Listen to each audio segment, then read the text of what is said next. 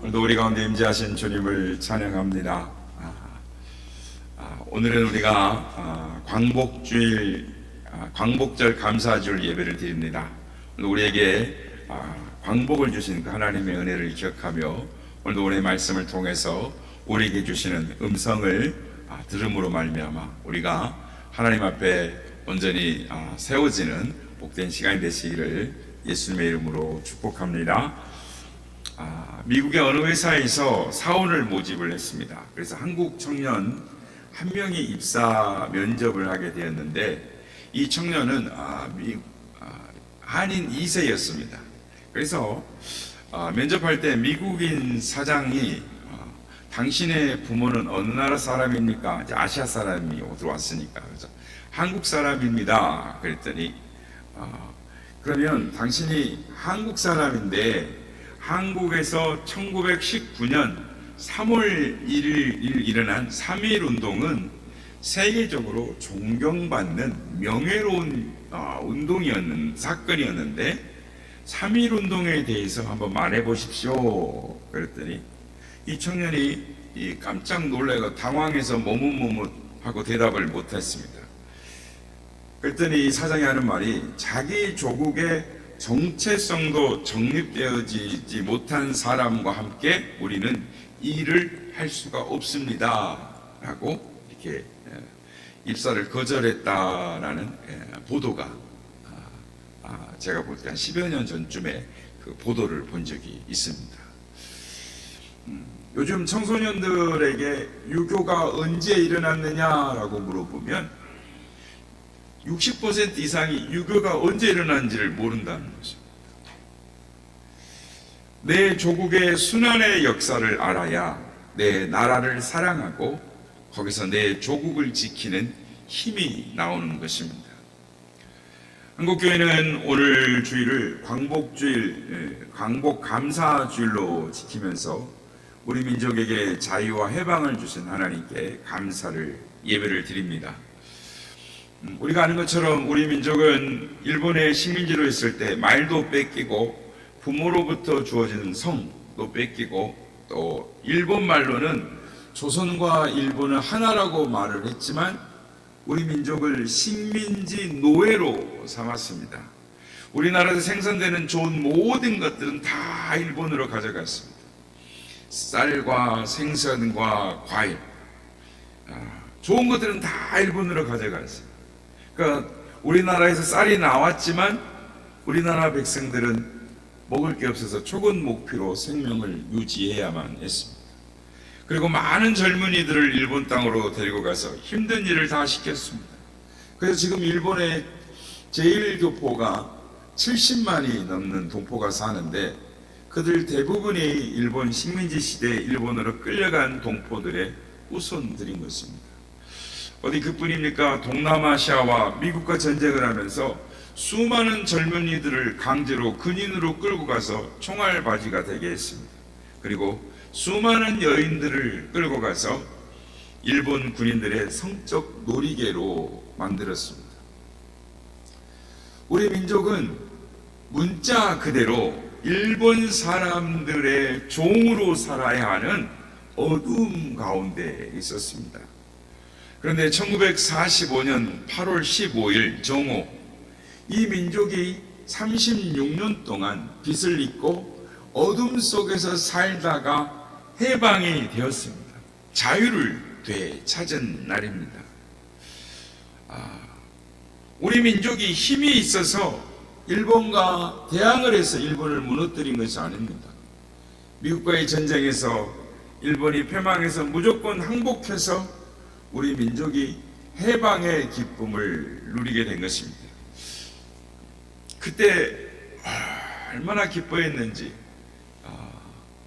그 기쁨을 이루 말할 수가 없습니다. 꿈에서 그리던 그 자유, 해방, 우리 민족이 너무 기뻐했습니다. 제가 지지난 주간에는 영화를 한 편을 봤어요. 봉오동 전투 봤는데 얼마나 우리 민족이 그 독립을 위해 살았는가. 농부가 칼을 들고 곡괭이를 들고 독립군이 되어지는 온 민족이 억압과 고통 가운데 있었습니다. 그런데 해방을 맞았으니 얼마나 기뻤을까요? 영상을 보면 막 태극기를 들고 막 대한독립 만세하면서 온 거리를 뛰쳐나가고 사람들이 기뻐하는 것을 봅니다. 우리 민족의 역사 가운데 이처럼 행복하고 기쁜 날이 있었을까? 우리 독립 그 사진 다 한번 본 적이 있을 때는 한번 보여주시겠습니까? 예, 이게 45년 8월 16일입니다. 8월 15일은 우리가 독립된 줄 몰랐어요. 그러니까 뭐라고 방송에 나오냐면 1억의 일제 신민의 사람들은 라디오 방송을 들어라 했는데 미국의 원자폭탄을 통해서 우리가 심한 피해를 입었고, 그래서 미국의 조치에 따르게 수밖에 없다, 이렇게 애매모호한 방송을 했어요. 그래서 이게 무슨 의미야? 그래서 8월 15일까지 아무도 몰랐어요. 국민. 일본 사람들은 알고 있었는데, 그래서 이거는 언제냐면 16일 여운형 선생을 불러서 총독부 총감이 불러가지고 이야기했을 때 총감하고 여운형하고 있어 우리 일본인들의 생명을 보전해 주시오. 그러면 서대문에 있는 형무소에 있는 우리 지도자들을 그러면 풀어주시오. 그래서 8월 16일 날 아침에 형무소에서 우리 지도자들을 빼내고, 그리고 걸어가면서 거리를 행진하면서 그때 찍었던 사진들입니다. 8월 16일입니다. 자, 다음 형님은 차 타고 막 가죠. 다음 이 남대문의 종로로 사람들이 꽉 차가지고 대한독립 만세 해방했던, 또 다음 다른 이 지역사회 막 곳곳에 다음 보신 적 있을 겁니다. 영상에 팍 뛰고 나서 얼마나 뛰고 기뻐하는 우리 민족의 기쁨. 이 독립을 위해서 수많은 독립투사들과 순국선열의 피 눈물이 이 땅에 배어 있습니다. 유관순 열사가 서대문 형무소에서 모진 고통 속에서도 꺾이지 않는 독립 의지를 보여주며 남겨 그 말들은 오늘까지도 우리 민족의 가슴에 깊은 울림을 주고 있습니다. 그 나이 어린 16살, 17살의 소녀가 우리에게 들려준 유언과 같은 말이 있습니다. 내 손톱이 빠져나가고 내 귀와 코가 잘리고 내 손과 다리가 부러져도 그 고통은 이길 수 있사오나 나라를 잃어버린 그 고통만은 견딜 수 없습니다. 나라에 바칠 목숨이 오직 하나밖에 없는 것만이 이 소녀의 유일한 슬픔입니다 하면서 마지막 이 말을 남기고 이 세상을 떠나갔습니다. 이 유관순 여사의 이 말과 행동은 일제의 잔혹한 탄압 속에서도 자유 대한의 독립에 대한 그 의지를, 희망을 끊을 수 없었던, 희망을 놓지 않았던 우리 민족의 독립에 대한 간절한 소망, 또 저항 정신을 상징하는 것입니다. 우리나라가 45년 해방되기 26년 전에 자유를 찾기 위해서 일어난 1919년 3월 1일 독립만세 운동은 더 많이 참석했을 텐데 숫자로 통계된 건 22만 3천 명이 참여했고, 그로부터 19년, 20년, 21년까지 2년 동안 1542회의 만세 사건이 있었습니다. 2년 동안. 그래서 거기서 죽게 된 사람이 7,590명, 부상자가 5,962명, 검거 투옥된 사람이 46,948명, 더 많은 사자가 죽었을 것입니다. 그리고 47개의 교회가 불탔고 수많은 학교들이 불탔습니다. 이에 앞장선 대부분 사람들이 기독교인들이었기 때문에 이 목사님과 전도사님들이 투옥이 돼서 교회에서 설교할 사람이 없어서 장로님 또 집사님들이 설교를 했습니다. 3.1운동 당시 우리나라 전체 인구의 1.3%만이 기독교인이었습니다. 이 1.3%가 당시 민족의 소망이요 파수꾼이었습니다.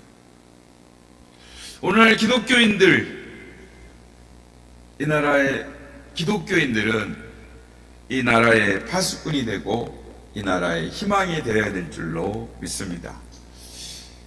오늘 일본과 한국 사이의 관계를 불편하게 하는 낱말 단어가 하나가 있습니다. 그게 역사 왜곡이라는 말입니다.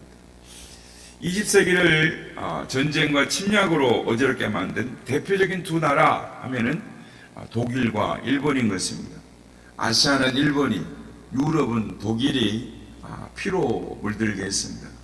그런데 시간이 흐르고 나서 독일은 전후에 진실을 밝히는 일을 작업을 아주 열심히 하고 있고 일본은 여전히 감추려고 하고 있습니다.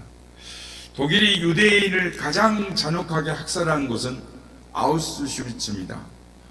지금 그곳에 이 독일 학생들이 단체로 해년마다 관람을 간다고 합니다. 의무적으로 가는 거예요. 정부가 가라고 합니다. 그래서 우리 조상들이 얼마나 못되고 잔인한 일을 했는가, 어리석은 일을 했는가를 체험하도록 하는 것입니다. 그래서 거기를 체험학습장으로 만들었죠. 그래서 너무나 유명한 슈레더 총리가 그곳에 아우슈비츠에 가서 무릎을 꿇고 눈물을 내며 사죄를 했습니다. 또한 베를린 중심지에 있는 브란덴부르크는 독일의 영광을 나타내는 심장과 같은 역할을 하는 곳입니다. 독일의 역사를 자부심을 갖는. 근데 그 옆에다가 대규모의 유대인 추모공원을 만들었습니다. 아마 작년에 제가 한번 보여드린 적이 있을 겁니다.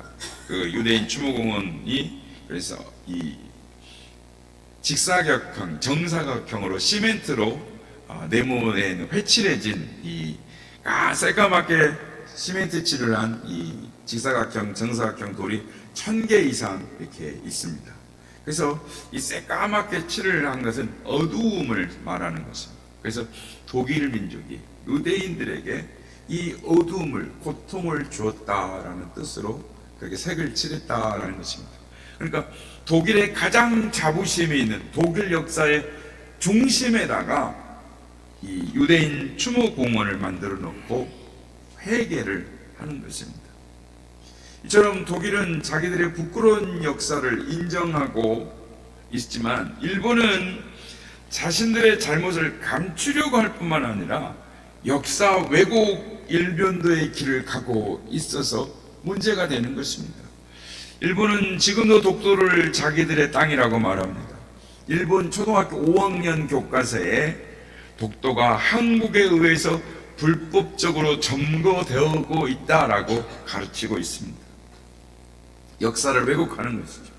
우리가 잘 아는 것처럼 독도는 행정구역상 울릉도에 위치해서 동도, 서도 두 개로 섬으로 나눠져 있습니다. 우리 역사는 삼국사기에 512년에 신라 지중왕 때에 우리나라에서 다스린 것으로 나와 있고 일본과의 외교 문서에도 다 나와 있습니다. 그런데 일본은 그들이 우리나라를 강제로 점유했던 1905년 그때 독도를 다케시마라고 부르고 일본에 편입을 시킵니다. 그리고 나서 독도가 자기들 땅이라고 계속 주장하는 것이죠. 그러니까 아직도 여러 가지를 말을 하지만 자기들의 잘못을 시인하지 않고 있다는 것을 증명하는 증거가 독도 사건이라는 것입니다. 이에 대해서 우리 정부가 외교적으로 국제법적으로 대응을 하고 있지만 일본은 아직도 독도 침탈 야욕을 저버리지 않고 있습니다. 그러므로 정부가 또 모든 국민이 적극적인 대응과 감시를 게을리해서는 안 되는 것입니다. 오늘 우리에게 주신 말씀은 옛날 유대인들 부림절에 관한 이야기입니다. 그러니까 유대인들에게 불임절이라는 그 날이 있습니다. 그러니까 국경일 중에 한 날인데 아달월 14일과 15일에 이틀을 지키는데, 이 아달월은 1년 중 마지막 달입니다. 그러니까 12월이죠.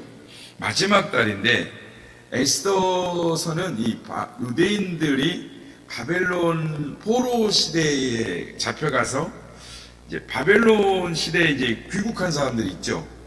귀국한 사람들 제하고 바벨론 시대에서 페르시아 시대로 넘어가서 그때 시대까지 살았던 그 사람들의 이야기가 이 에스더에 나오고 있습니다. 그러니까 에스더의 본래 이름은 하다사입니다. 그런데 에스더는 페르시아의 이름이죠.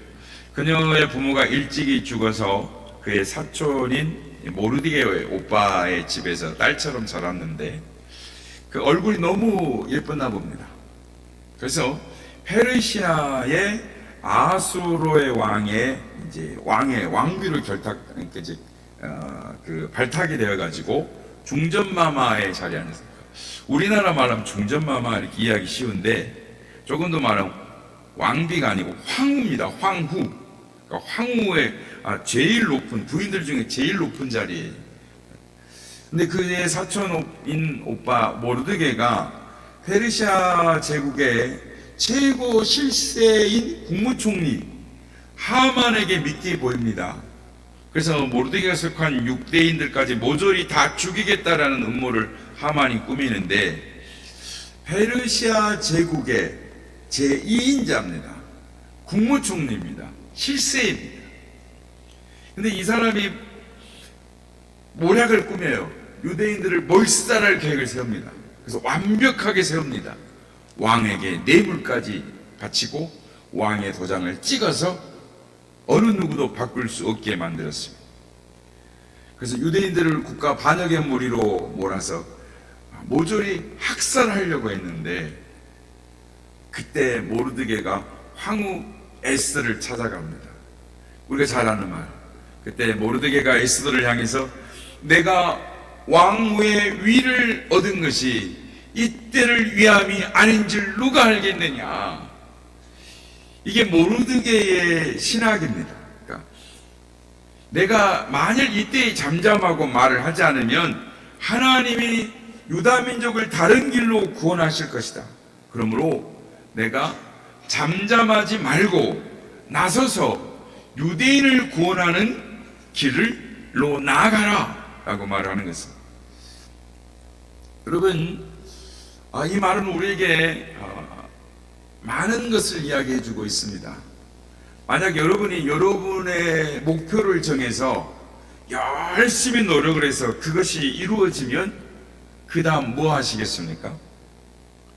공부를 열심히 해서 최고의 학문과 최고의 학위를 받았습니다. 그러면 그 다음 뭐 하시겠습니까? 열심히 사업을 해서 재벌이 되었습니다. 그 다음 뭐 하시겠습니까? 내가 바라는 높은 간직을 얻었습니다. 그 다음에 뭐 하시겠습니까? 바로 성취한 다음이 문제인 것입니다. 내가 원하는 목표를 성취한 다음에 그 다음에 무엇을 할 것인가? 그 다음에 무엇을 할 것인가에 따라 국가의 운명도 결정되고 개인의 운명도 결정이 되는 것입니다. 모르드게가 지금 중전마마의 자리에 앉아있는 에스더에게 말합니다. 내가 왕비가 되었다. 그래서 뭘 할 건데? 모르드게의 말은 이때를 위해서 너가 그 자리에 앉은 것이 나라는 것입니다. 내가 하나님이 주신 이 사명을 깨닫고 너가 지금 나서야 한다 라고 말하는 것입니다. 인간적으로 본다면 에스더가 편하게 사는 길은 그 자리에 그대로 가만히 그 자리를 지키는 것입니다. 그랬다고 누가 중전마마를 건드리겠습니까? 책망할 사람, 참견할 사람 아무도 없습니다. 그냥 모른 척하고 누리기만 하면은 에스더는 조용하게 지나갈 수 있습니다. 그러나 유대인들이 순환을 당할 때 그때 쓰라고 하나님이 에스더에게 그 자리를 주셨다라는 것입니다. 내가 왕후가 된 것이 이때를 위함이 아니냐. 요한계시록에 보면은 주님이 에베소 교회에 촛대를 주십니다. 그 촛대를 주셨다라고 말씀을 합니다. 그래서 요한계시록 2장과 3장 쭉 보면 에베소 교회가 나오는데, 주님께서 왜 촛대를 주셨을까요? 주님께서 왜 촛대를 주셨다고 말씀합니까? 세상에 복음의 불을 밝히라고 주셨다는 것입니다. 만약 내가 불을 밝히지 않으면 촛대를 빼앗아서 다른 사람에게 주겠다라고 말씀하십니다. 우리는 역사에서 이런 일들을 수없이 많이 살펴보았습니다. 하나님께서 어떤 민족에게 특별한 사명감을 주십니다. 주신 다음에 그 사명을 잘 감당하기 위해서 물질도 주시고 힘도 주시고 그 나라의 능력도 주십니다. 그래서 하나님께서 그 민족에게 힘과 능력을 주시죠. 예전에는 대영제국의 해가 지지 않는 나라, 그들에게 힘과 능력을 주었습니다. 그랬더니 그들이 제국주의로 썼습니다. 이제 미국에게 힘과 능력을 하나님이 주셨는데 그들이 하나님의 뜻대로 사용하고 있기를 바랍니다. 그런데 우리나라는 우리나라 유사 이래 하나님이 최대의 물질과 힘과 능력을 주셨습니다. 하나님의 목적대로 그 힘과 능력을 잘 실천하면 계속해서 하나님께서 그 민족의 손을 붙잡고 일을 계속하시게 될 것입니다. 그러나 주었는데도 불을 밝히지 않고 하나님이 주신 목적대로 사용하지 않을 때는 하나님이 빼앗아 버리신다는 것입니다. 그리고 다른 사람에게 주신다는 것입니다. 그래서 예수님께서도 선택받은 아브라함의 후손인 유다 민족이 택하신 대로 목적대로 살지 못하니까 이렇게 말씀하셨어요. 그것을 빼앗아 다른 이에게 주리라. 그래서 지난 2000년 동안 유다 민족이 고통 속에서 나라를 잃고 얼마나 어렵게 살았습니까? 무엇을 할 건데, 너의 목적을 이뤘을 때 너는 무엇을 할 건데, 바로 이때 이것을 위해서 우리에게 이렇게 해주신 것이 아닌가, 이렇게 생각하라는 것입니다. 이 신학을 전달받은 에스더가 어떻게 합니까? 모르드게 말이 맞다라고 인정을 합니다. 그리고 나서 유명한 말, 죽으면 죽으리라. 그리고 금식한 후에 왕에게 나갑니다. 그래서 민족을 위기에서 건져내었습니다. 성도 여러분, 우리가 어떤 사명에 부딪힐 때 죽으면 죽으리라, 이 거룩한 목표를 향해서 나아가면 죽지 않고 반드시 삽니다. 하나님께서 우리를 살리시고 하나님의 사명의 길로 우리를 사용하여 주시는 것입니다.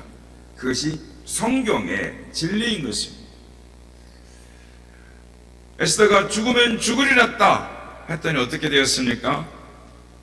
하나님의 하루아침에 역전승을 하게 하십니다. 하만과 그 일당이 다 죽고 에스더와 유대인들이 삽니다. 하만이 걸려고 했던 그 50규빗 되는 나무 위에 자신의 목이 걸릴 줄을 어떻게 알았겠습니까? 하나님께서 모르드게를 통해서 하만의 자리를 차지하게 하시고 페르시아를 이끄는 총리가 되게 하십니다. 그때부터 유대인들이, 즉 민족의 구원의 날인 그날 부림절이라 해서 아달월 13일에 금식을 하고 14일 15일 날은 이 부림이라고 해서 잔치를 벌이는 것이죠. 이 부림이라는 것은 주사위라는 뜻인데, 하만이 제비를 뽑아서, 주사위를 돌려가지고 제비를 뽑아서 날짜를 뽑았는데 그 유대인을 죽이려고 했던 그 계획이 어긋났다라는 뜻입니다. 그래서 그때 온 백성이 금식해서 기도하고 하나님이 이 민족을 구원해 주셨기 때문에 지금도 아달월 에스더의 금식의 날이라 해서 국민 전체가 금식 기도를 하는 것입니다. 그래서 지금도 유대인들이 회당에서 저녁 예배를 드리는데 에스더 성경을 사회자가 쭉 펴서 이렇게 읽습니다. 그러다가 성경 중에 하만의 이름이 나오면 사회자가 큰 소리로 하만이, 그러면서 하만이 크게 말을 합니다. 그러면 듣고 있던 회중들이 다 같이 소리를 하면서 그의 이름을 소멸하소서, 그의 이름을 소멸하소서 하면서 그 말이 끝나면 이 금방울을 들고 딸랑딸랑 이렇게 합니다. 이게 무슨 의미냐면 그 말대로, 하나님의 말대로 되었다, 그 뜻으로 이 방울을, 금방울을 딸랑딸랑 이렇게 흔드는 것입니다. 한번 상상해 보십시오. 그렇게 예배를 드리고 나서 그 이튿날부터 푸짐한 음식을 만들어 잔치를 벌이고 연극도 하고 시를 낭독하면서 어두운 역사 가운데 자신들 민족에게 구원과 해방을 주신 하나님을 경배하고 감사하며 다른 사람들에게 나누고 베푸는 잔치를 하는 것이죠. 이게 유대인들의 광복절이었습니다. 우리는 지금 광복절을 어떻게 지내고 있습니까? 성도 여러분, 인간에게 자유를 주신 하나님은 그 자유를 짓밟는 파괴자, 그를 철저히 심판하신 하나님이라는 걸 우리는 역사를 통해서 알 수가 있습니다. 이스라엘이 애굽에서 430년 동안 종살이를 할 때 자유를 박탈당했습니다. 아니, 아이를 낳으면 강에 버려야만 했습니다. 애굽은 그래도 점점 강성해졌고 바로의 권위는 더 견고해지는 것 같았습니다. 누가 이 바로를 무너뜨릴 수 있겠습니까? 누가 이 애굽을 무너뜨릴 수가 있겠습니까? 그런데 이스라엘에게 자유가 주어졌습니다. 누가 주셨습니까? 하나님이 주셨습니다. 그 콧대 높은 바로의 권위를 산산조각 내셨습니다. 모세를 불러서 10가지 재앙을 내리시고 이스라엘을 출애굽시키시고 홍해를 갈라서 육지와 같이 걷게 하신 하나님이 우리 민족에게도 그런 은혜를 허락해 주셨습니다. 우리가 독립을 했습니다. 그런데 그 우리 민족의 형편이 말이 아니었습니다. 당시 일본의 힘이 얼마나 막강했는지 아십니까? 청일전쟁 아시죠? 중국과 싸워서 이겼습니다. 그리고 나서 러시아와 전쟁을 해서 또 이겼습니다. 지금도 중국이 그렇지만 그때도 중화사상, 아시아에서 가장 강한 나라 청나라입니다. 유럽과 전체를 강한 나라 러시아, 발틱 함대를 무찔러서 세계를 깜짝 놀라게 했습니다. 그런 일본이 세계를 제패하려고 미국 진주만을 급습을 했습니다. 독일과 이태리 그리고 일본이 힘을 합쳐서 제2차 세계대전을 일으켰습니다.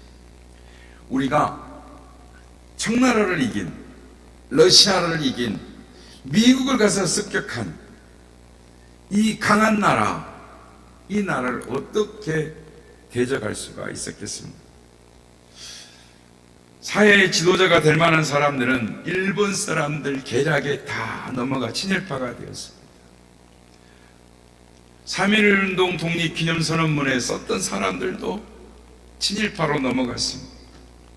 한가하는 지도자들은 투옥되고 고문당하고 다 죽었습니다. 법도 인권도 없습니다.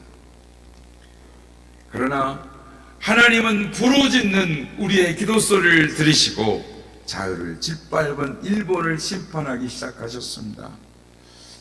2차 대전의 종전이 점점 다가오자 일본의 폐색이 짙어갔습니다. 한국에 있던 일본 지도자들이 비상회의를 자주 열었습니다. 일본이 전쟁에서 질 것 같은데, 폐색이 짙어 뻔히 질 것 같은데 이 사실을 조선인들이 알면 3.1운동 같은 봉기가 일어날 것이다. 그래서 일본 지도자들이 봉기를 일으킬 만한 한국의 지도자들, 종교인들을 모조리 학살해야 되겠다. 그래야 우리가 영구적으로 이 조선 땅을 지배할 수 있을 것이다. 그래서 비밀의 명단을 작성을 했습니다. 그 명단이 모두 20만 명이었습니다. 그들을 이 20만 명을 전국적으로 한 날에 한꺼번에 죽이리라 거사회를 작성한 날이 언제였느냐? 1945년 8월 17일이었습니다. 죽이는 방법은 비행기를 띄워서 적의 비행기로 보이게 한 다음에 공습 경보를 울리고 사람들을 다 방공호로 집어넣어서 대피시켜서 히틀러가 했던 것처럼 독가스를 주입해서 죽인다라는 내용이었습니다. 얼마나 무서운 음모입니까? 이 민족의 혼을 짓밟아버려 아예 다 끊어버리겠다, 말살시켜버리겠다라는 아주 천인공노할 계획을 갖고 있었습니다. 하나님이 그걸 그만두시겠습니까? 거사 10일 전 8월 6일 B-29기가 원자탄을 일본의 히로시마와 나카사키에 투하했습니다. 그런데 신기한 것은요, 일본인들이 죽은 숫자가 우리나라 지도자들을 죽이려 했던 그 숫자 20만 명과 딱 맞아 떨어진다는 것이었어요. 기가 막힌 일 아니겠습니까? 하만이 모르드게를 죽이려고 세웠던 그 나무에 자신이 목이 걸릴 줄 어떻게 알았겠습니까?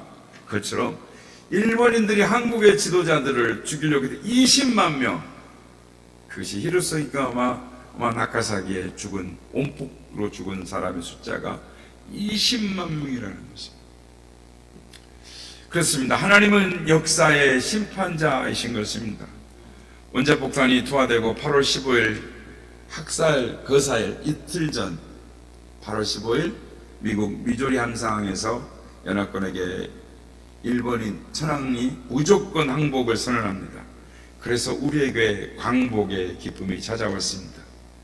성도 여러분, 우리 민족이 독립을 위해서 얼마나 피눈물을 흘리고 투쟁했습니까? 그러나 조국의 광복은 역사의 주관자 되시는 하나님의 이 민족을 향한 선물이었습니다. 하나님께서 우리 민족을 자유케 하셨고 8월 17일 대학살을 미리 막아서 우리 민족을 보호해 주셨습니다. 그러므로 우리가 애국가처럼 동해물과 백두산이 마르고 닳도록 하나님이 보호하사 우리나라 만세.